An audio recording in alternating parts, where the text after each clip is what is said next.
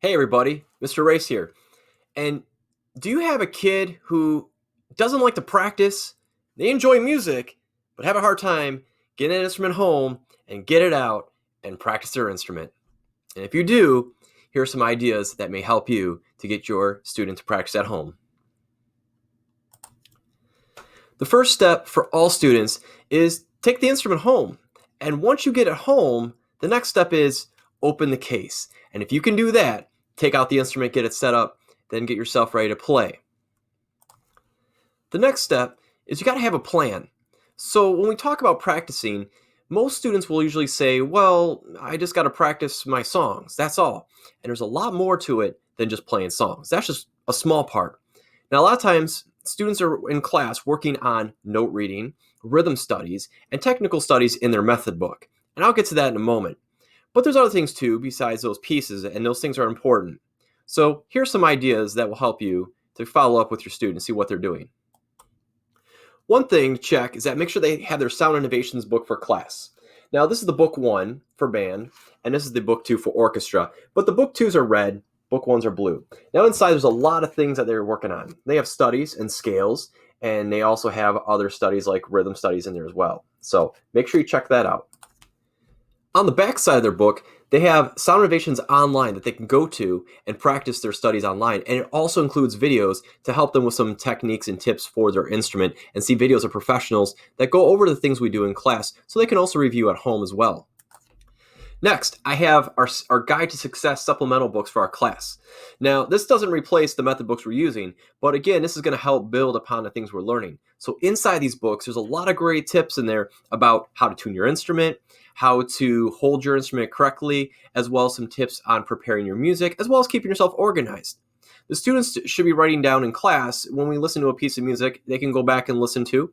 They also have in here what they should be doing at home, so they keep track in there. It's like a little bit of a notebook in there to keep tabs of what the homework is. Also, there are rhythm studies, note studies in there as well, so they can also do some flashcard reviews in there and fill those out. There's some also warm-ups in there as well that we do in class that can also be taken home and used as well, and they can also practice their long tones.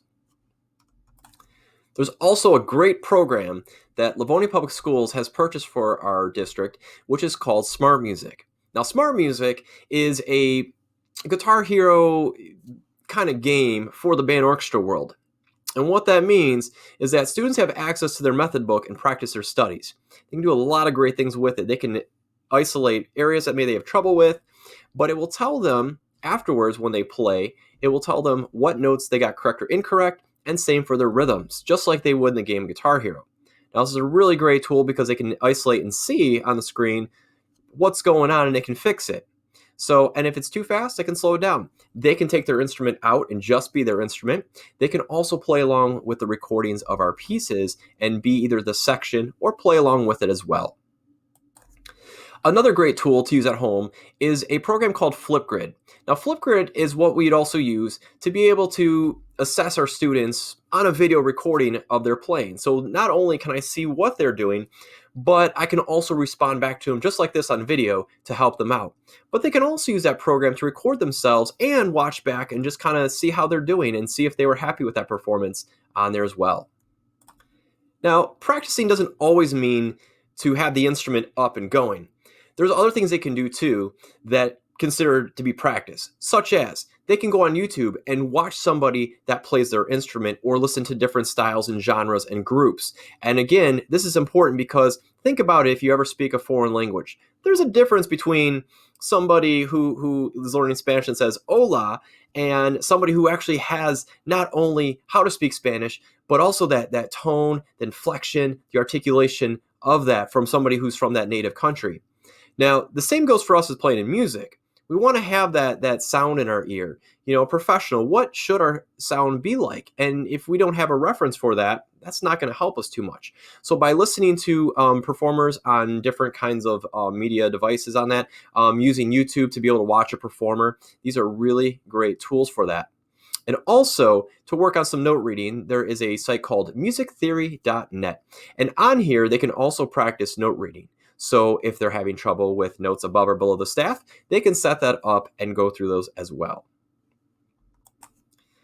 Another great thing too with technology is for students to be able to play with one another. Now that could be through maybe using a Zoom or Google Meet to maybe practice for one another.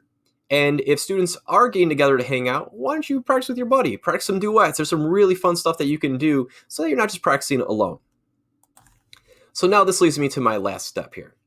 So the first part is this.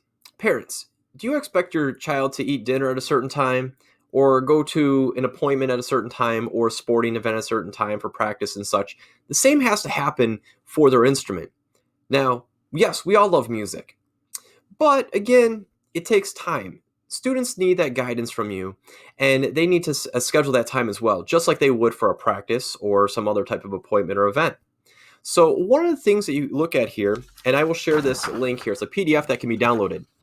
This is a Monday through Friday schedule, a sample here. Now, take a look at this. This starts from 1:30 and goes till 10 o'clock. Now, I just gave a sample here, for example, like what students could do if they scheduled in all their classes and elective in their music class. Now, you can see I try to punch in a lot of different things here that could happen from 1:30 to 10 o'clock. And we're talking maybe like football practice, dinner time, and including at the end their sleep. So even if you went to bed here at about 9:30 at night, you still have quite a bit of room throughout the day. And that's including if you have homework every single day. You may or may not. But again, there's a lot of room to practice in there for your practice time. And this is just scheduling about a half hour of practice. So you have a lot of time. So when students say, well, I don't have time, here's an example of that. Now, I encourage you to download this and this PDF and use this to kind of help set up your time frame, just like you would for dinner and practices and other type of appointments, and to include your practice time in there as well. Make that sacred. It's a very important part of what we do. And so if you get a habit of it, I mean, think about it. You know, when people have that New Year's resolution of, I'm going to work out, and they may start off that way for a while, but then it just kind of goes away because they don't schedule it in. You got to make that important. So if you put that in your calendar and say, that is my sacred time to practice, that's your time, just like you would with anything else. So we take that for granted. So I encourage all of you to take that time at some point at the start of the week. What is my week going to look like? And if you know your schedule, you can put that in. And with me, I have two little ones and a pretty large program, and my wife, and my own performance that I do outside of the day, that when I sit down and find that time to practice, I can still put that in.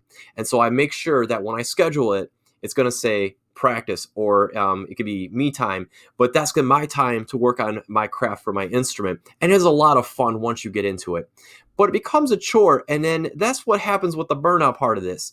If you're not active with your instrument, and I say this all the time, that's where you start to kind of lose interest. And when that happens, then you start to not be engaged, and then you start to find that the other fellow students start to get a lot further than you. And then it's not fun anymore. And then that's when people burn out and they're gone. And I say that all the time, that's what happens. So if you make sure that you take part in the class time and also work on your instrument outside the time of the day, then you're going to be right on top of it. And you're going to find it to be, there's a lot of enjoyment. And find other things too. You can do an online recital. You can do a living room concert. So there's a lot of things you can do. And if you're still not sure, well, shoot me an email. I'd be happy to meet with you and talk to you about how to make practice work for you. And, that's usually what it seems like. It's like a chore. And it shouldn't be. It's a lot of fun. But the process for the setup could be a little daunting. So to get the instrument home, open the case, start taking that instrument out. So when I see at the end of the day, if there's any instruments in the storage room and I walk through there, they get a little sad. And then I start listening to that song, In the Arms of that commercial, with the dogs and the kennel and that. It's kind of like that too with the instruments. They miss you, and they want to play. They want to make music. And so take part in that. All right? So if you need any other help or assistance or tips, definitely check out our website at fmsmusic.org. You can check us out on Twitter at frostmsmusic. So take part. Let us know how you're doing and what kind of things are you working on that maybe might help other students as well. Share that with us. And so until then, happy practicing, and we'll catch you guys later.